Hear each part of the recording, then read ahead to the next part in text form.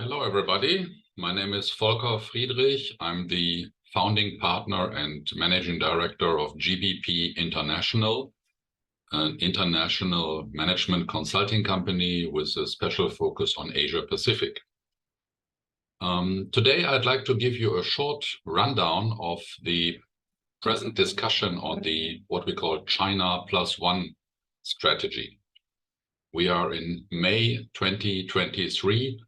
And in basically every newspaper, in every media post, we talk about decoupling, de-risking, China Plus One strategy, which basically is the idea that international companies from Europe and the United States need to de-risk their dependency on China.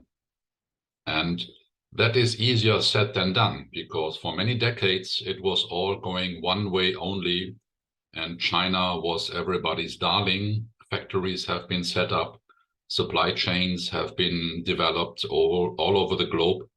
And everybody knows who is in the market. There's a lot of dependency, not only from China, but also China from their foreign trade partners. But due to the situation with Russia and Ukraine, the political agenda today is to tell the companies, please, guys, don't put all your eggs in one basket, which is a sensible strategy after all. But we would like to look at it in a very differentiated manner. Now, first and foremost, China is a huge market, and it's going to continue to be a huge market. So nobody is telling anybody to withdraw from that market if you want to become or stay a global competitor, a global market leader in your niche market. So we have to clearly differentiate if you are looking at a market where you are selling and marketing your product and services, then there is no way that you can miss on China. But when it comes to developing other markets, which are fast and growing, and additionally, if you want to rebalance your dependency of your supply chain partners, we need to look into the neighboring countries of China. And this is what I would like to do with you today. Very quick and dirty, so to say, look at the surrounding countries. We are limiting ourselves to 5. And in our next video, we do another 5. So today, I'd like to begin with the obvious choice for many companies when they look at the Asia Pacific region. This is going to be India. And India, as you can see here on the map, by last month, I think India took over China as the most populous country in the world, more than 1.3 billion people. And India is definitely a market where you can make your footprint felt. India is not easy. I myself was living and working in India in the late 80s, and many things have changed, but some things remain the same. India is, and that's a big difference to China, is working on a democratic system.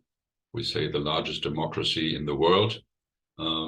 But if you talk to the business people, they are excited about the potential, about the opportunities. But then again, India is also not an easy market where you can quickly and rapidly develop your business. You need to have endurance. You need to have people who are happily working there in sometimes tough conditions. And on the other hand, India has a huge talent pool.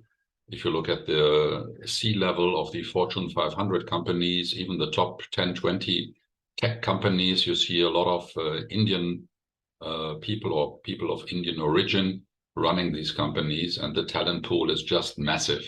So India definitely is an interesting choice as an add-on or as a complementary market to develop in Asia. Many companies do that already naturally, but India has been lagging behind the development of China quite a fair bit. Now it's time to catch up, and the government is pretty stable, also pretty pro Europe, pro-Western countries. They have initiatives like Make in India or Digital India, and this is all helping.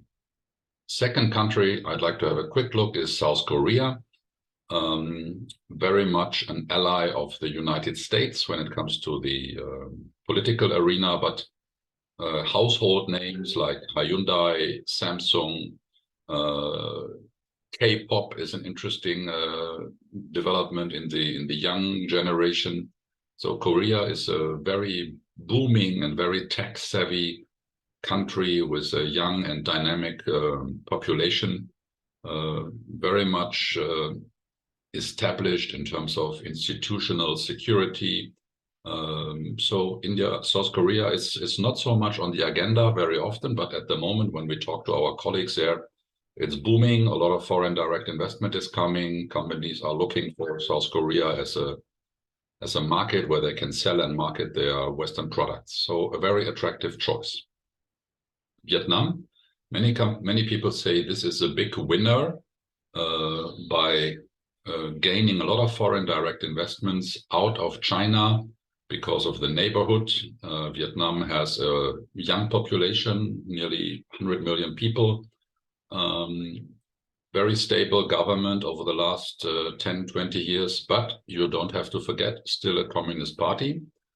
Here and there, we have complaints about red tape, but it's booming. The growth rates are very stable. Even COVID, they have managed very well.